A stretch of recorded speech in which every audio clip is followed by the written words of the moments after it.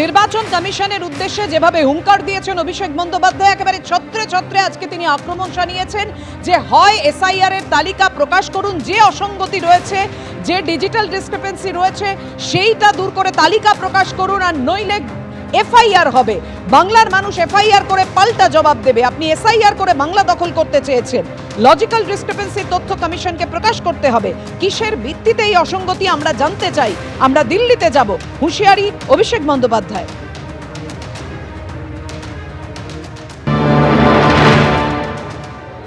যারা বেঁচে আছে, হার্টি অ্যান্ড হেলদি, তাদেরকে দেখিয়ে দিয়েছে ডেড। এই দায় কার? কেন ইলেকশন কমিশনের বিরুদ্ধে এফআইআর হবে না? আপনি এসআইআর করে বাংলা দখল করতে চেয়েছেন, মানুষ এফআইআর করে আপনার বিরুদ্ধে গণতান্ত্রিকভাবে জবাব দেবে। ওটা কিসের বেসিসে? আপনার কাছে যদি জাদুকাঠি থাকে যে আপনি 7 কোটি ডেটা 1 ঘন্টার মধ্যে দেখে আপনি রিলিজ করে দিচ্ছেন যে লজিক্যাল ডিসক্রিপেন্সি রয়েছে, কি জাদুকাঠি রয়েছে আপনার কাছে? আমরা তো জানতে চাই কিসের বেসিসে। আর এই লিস্ট যদি রিলিজ না করা হয়, আমরা একটা সময়সীমা আগামী 31 তারিখ বেঁধে দিয়ে আসবো। 31 তারিখ আমাদের সময় দিয়েছে। আমরা দিল্লিতে ইলেকশন কমিশনের অফিসে যাব, নির্বাচন সদনে গিয়ে আমাদের যা বলার বলবো। আর যদি এই লিস্ট না রিলিজ করা হয়, ইলেকশন কমিশনের অফিস ঘেরাও হবে। লজিক্যাল ডিসক্রিপেন্সির ডেটা ইলেকশন কমিশনকে রিলিজ করতে হবে।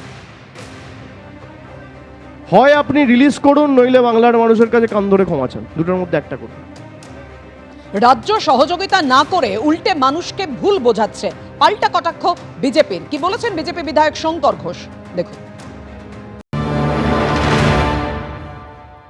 এই রাজ্যের মাননীয় মুখ্যমন্ত্রী এবং অভিষেক বাবু যারা নিজেরা মানুষকে বিভ্রান্ত করেছেন এসআইআর সম্পর্কে ভ্রান্ত তথ্য তুলে ধরবার মধ্যে দিয়ে, সেটা আজকে পরিষ্কার।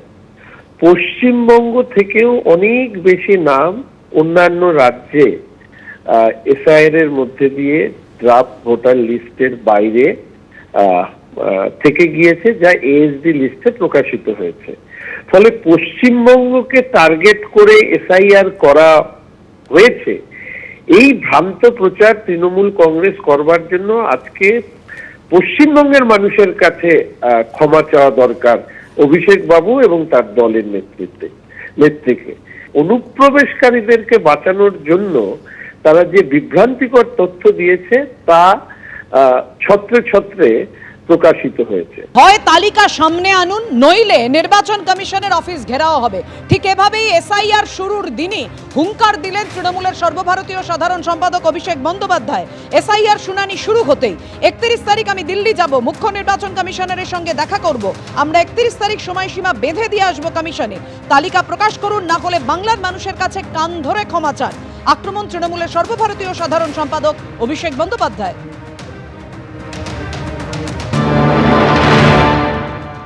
আমি 31 তারিখ দিল্লিতে নিজে যাব। আমি নিজে চিফ ইলেকশন কমিশনের সাথে দেখা করে সদুত্তর চাইব। আপনার যদি উদ্দেশ্য সঠিক থাকে আর লোকাবার কিছু না থাকে, আপনি লিস্ট রিলিজ করবেন। এবিপি আনন্দ, এগিয়ে থাকে, এগিয়ে রাখে।